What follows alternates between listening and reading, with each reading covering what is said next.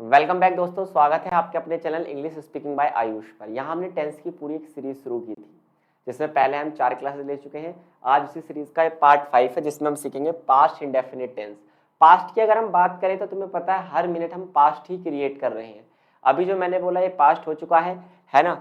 अगर आपको past tense सीखने हैं तो आपको सबसे पहले समझना होगा व्हाट इज पास्ट। पास्ट का मतलब जो बीत गया है। जैसे मैंने कहा मैंने खाना खा लिया है, अगर आप इसमें है लगा देते हैं तो इसका मतलब ये है कि ये प्रेजेंट की बात होगी, मैंने खाना खा लिया है अभी की। लेकिन अगर इसमें से आप है हटा दें और आप कहें मैंने खाना खा लिया, तो ये पास्ट की बात हो जाती है। जैसे मैं वहां गया, है नहीं, मैं वहां जाता हूँ प्रेजेंट, मैं वहां गया पास्ट, मैंने खेला, है ना, मैंने टीवी देख लिया, है ना, मैं वहां जा चुका हूं। अगर चुका हूं कर दिया तो प्रेजेंट, और अगर हूं हटा दिया तो पास्ट। तो इसी तरीके के सेंटेंसेस आज हम सीखेंगे किसमें, पास्ट इंडेफिनिट टेंस में। जो भी आपके टेंसेस बनते हैं, सबसे पहले हम सीखेंगे वर्ब्स की कुछ फॉर्म्स, क्योंकि यहाँ पर जो यूज होती है वर्ब की सेकंड फॉर्म यूज होंगी। तो वर्ब की फॉर्म्स कितनी होती है नॉर्मल यहाँ पर मानी गई है, वर्ब की फर्स्ट, सेकंड और थर्ड फॉर्म। हालांकि एक वर्ब की आईएनजी फॉर्म भी होती है और एक वर्ब की एस या ईएस फॉर्म भी होती है, जो हम पहले ही सीख चुके हैं, तो इन्हें अब सीखने का मतलब नहीं बनता। फिलहाल हम इनकी बात करेंगे। जैसे मैंने कहा बी, है ना, बी की जो सेकंड फॉर्म होती है वाज या वर होती है और थर्ड फॉर्म होती है बीन। बीट की बात करें, बीट का मतलब क्या होता है, पीटना। जब हम किसी को पीटते हैं तो उसे क्या कहते हैं, हम बीट। तो पीटने क्या हो गई आपकी, बीट, बीट और बिटन। बिकम की क्या होगी, बिकेम, बिकम। बिगिन यानी किसी काम को शुरू करना, बिगेन, बिगन। कम मतलब आना, कम, केम, कम। कोस्ट का मतलब होता है भाई किसी चीज की कीमत, कॉस्ट, कॉस्ट, कॉस्ट ही रहता है। कट का मतलब काटना होता है, कट, कट, कट। डिग का मतलब खोदना होता है, डिग, डग, डग। डू का मतलब क्या होता है, करना, डू, डिड और डन। ड्रॉ का मतलब क्या होता है, खींचना या फिर रचना बनाना, जैसे फॉर एग्जांपल ड्राइंग। तो ड्रॉ की क्या होती है, ड्रू, ड्रोन। ड्राइव की क्या होती है, ड्रॉव, ड्राइवन। ड्रिंक यानी पीना, ड्रैंक, ड्रंक। ईट मतलब खाना, एट, ईटन। फॉल मतलब गिरना, फेल, फॉलन। तो इस तरीके से आपने बहुत सारी वर्ब्स की first form, second form, third form से पहले ही सीखी है। लेकिन अब हम बात करेंगे इनके टेंसेस की। देखिए पास्ट इंडेफिनिट टेंसेस की जब भी हम बात करते हैं तो यहाँ पर second form of verb use होती है। सबसे पहले इस पैटर्न को आप समझने की कोशिश कीजिए। पास्ट इंडेफिनिट टेंस की पहचान ये होती है कि जब आपको सेंटेंस के लास्ट में दिखाई दे कि कोई काम हुआ, है ना, कोई काम हुआ, कोई काम हुआ है। जैसे फॉर एग्जाम्पल मैं सुबह पार्क गया, है ना, फिर मैंने खाना खाया, मैंने पढ़ा, फिर मैं स्कूल गया, फिर मैंने सोचा, है ना। ये सब काम मैंने क्या किए, ये मैंने सारे काम पास्ट में किए हैं। ये सारे ही आपके क्या होंगे, पास्ट इंडेफिनिट टेंस होंगे। पास्ट में कुछ ऐसे एक्शन जो मैंने किए वो सब पास्ट इंडेफिनिट में यूज होते हैं। यहाँ पर दो बेसिक रूल बनते हैं। ये दो बेसिक रूल कौन से हैं आपके, एक पॉजिटिव सेंटेंसेस के लिए यूज होता है और दूसरा आपका नेगेटिव सेंटेंसेस के लिए यूज होता है। पॉजिटिव में कैसे ये यूज होगा, सब्जेक्ट प्लस वर्ब के सेकंड फॉर्म के साथ आप ऑब्जेक्ट लगा देंगे। जैसे फॉर एग्जांपल मैं गया, आप इसे हिंदी में लिख सकते हैं मैं स्कूल गया, मैं स्कूल गया। क्लियर। अब मैं के लिए तो आप यहाँ पर क्या लगा देंगे, आई। और गया की क्या होती है भाई, जाने की होती है गो, और गो की सेकंड फॉर्म हमें यहाँ पर यूज करनी है, तो आप क्या करेंगे, गो की सेकंड फॉर्म होती है वेंट। तो you will say I went, I went. और स्कूल जाने की, टू स्कूल। भाई सीधी सी बात है, मेरी डेस्टिनेशन क्या है, स्कूल, तो टू स्कूल। अब आप यहाँ पर एक चीज देख पाएंगे दोस्तों, यहाँ पर एक चीज क्या देख पाएंगे आप कि यहाँ पर आई हो गया आपका सब्जेक्ट, सब्जेक्ट के साथ मैंने लगा दी वर्ब की सेकंड फॉर्म और सेकंड फॉर्म के साथ मैंने लगा दिया यहाँ पर ऑब्जेक्ट। ये वाली बात आपको याद रखनी है। यही पैटर्न मैंने यहाँ आपको सिखाने की कोशिश की है कि सबसे पहले आपको क्या करना है, अपना सब्जेक्ट लगा देना है, वर्ब की सेकंड फॉर्म, देन ऑब्जेक्ट। कुछ एग्जांपल्स यहाँ पर लिखे हुए भी हैं, अगर आप नोट करें। जैसे मैं कल पार्क गया था या फिर गया, तो I walked to park yesterday. Yesterday का मतलब होता है बीता हुआ कल, और टुमारो का मतलब होता है आने वाला कल। तो मैं कल पार्क गया, तो I walk to the park yesterday. मैंने क्या की, कल पियानो बजाई, या फिर मैंने बहुत सुंदर पियानो बजाई, बहुत अच्छे से पियानो बजाई। तो या फिर आप कह सकते हैं उसने बजाई, तो will say she played the piano beautifully. और अगर मैंने बजाई होती तो यहाँ पर बस क्या लगा देता, I played the piano beautifully.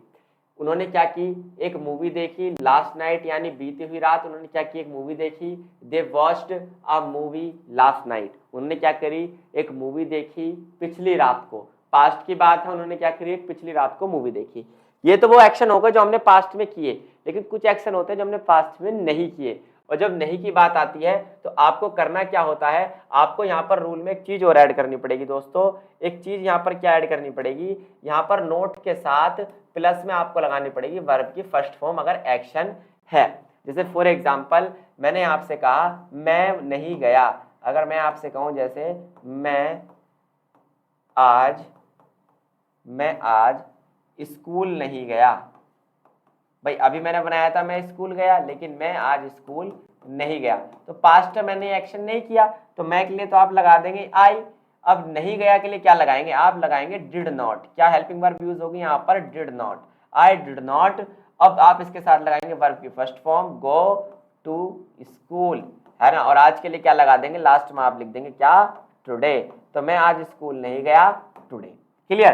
तो डिड नॉट का यूज होता है नेगेटिव सेंटेंसेस में, पास्ट के जो नेगेटिव सेंटेंसेस होते हैं वहां पर क्या यूज होगा, डिड नॉट। क्या यूज करेंगे आप, डिड नॉट का यूज करेंगे, है ना, किसके साथ, वर्ब की फर्स्ट फॉर्म के साथ क्या करेंगे, डिड नॉट का यूज करेंगे, और फिर उसके बाद लगा देंगे आप ऑब्जेक्ट। जैसे यहाँ पर आपको कुछ एग्जाम्पल दिखाई देंगे, जैसे अभी हमने बनाया था कल मैं पार्क गया था, तो कल मैं पार्क नहीं गया था, आई डिड नॉट वॉक। अब मैंने वॉकड नहीं लगाया, मैंने क्या लगाया, वॉक, वर्ब की फर्स्ट फॉर्म, है ना, टू द पार्क यस्टरडे, कल मैं पार्क नहीं गया था, उसने अच्छी पियानो नहीं बजाई, she did not play the piano beautifully. यहाँ ब्यूटीफुली का मतलब है अच्छे से बजाना। They did not watch a movie last night, उन्होंने लास्ट नाइट कोई भी मूवी नहीं देखी। भाई अब इसे इंग्लिश स्पीकिंग में हम कैसे यूज करेंगे, ऐसे for example I went to the park, मैं पार्क गया था, आई स्पोक इंग्लिश, मैंने इंग्लिश बोली। तो इसके लिए आपके लिए सबसे ज्यादा जरूरी क्या है, आपको याद होनी चाहिए वर्ब की सेकंड फॉर्म। इस तरीके के सेंटेंस सीखने के लिए आपकी कमांड होनी चाहिए वर्ब की सेकंड फॉर्म पर, है ना।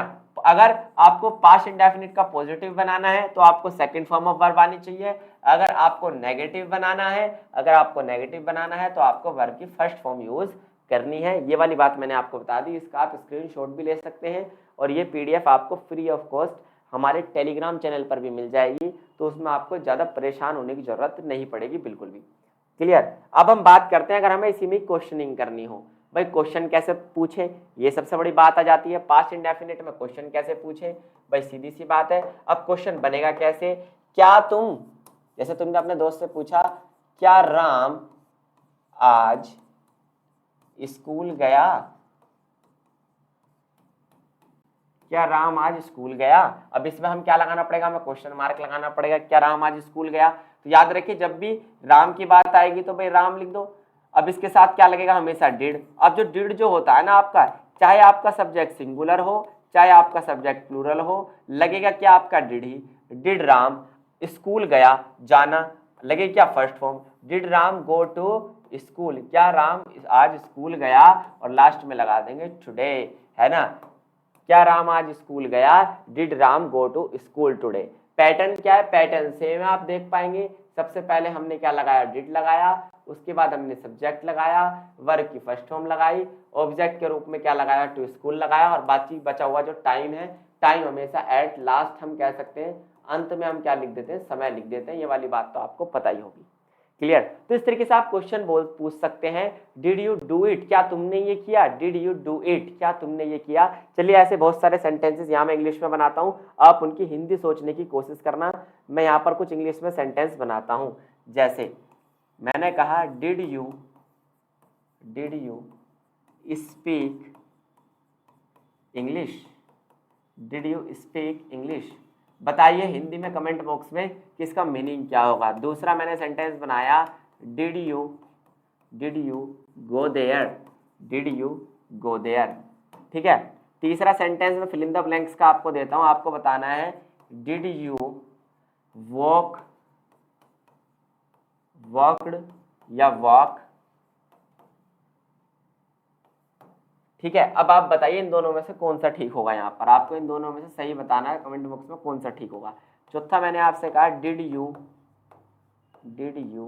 डू लगेगा, यहाँ डिड लगेगा या डन लगेगा, और प्लस में आपको लगाना है इट, है ना। अब आपको बताना है इन तीनों में से यहाँ पर क्या लगेंगे।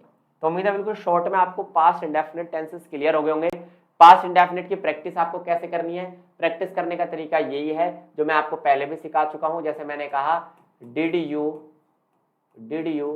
डू इट, क्या तुमने ये किया, डिड यू डू इट। तो आपको फिर हाँ में जवाब देना है yes I did it, yes I did it, क्योंकि हमें करना क्या है यहाँ पर, यहाँ सब्जेक्ट के साथ वर्ब की सेकंड फॉर्म हमें लगानी थी, इसलिए मैंने यहाँ सेकंड फॉर्म क्या लगाई है, डू की, did. Yes I did it, नहीं मैंने नहीं किया, no I did not do it, मैंने ये नहीं किया।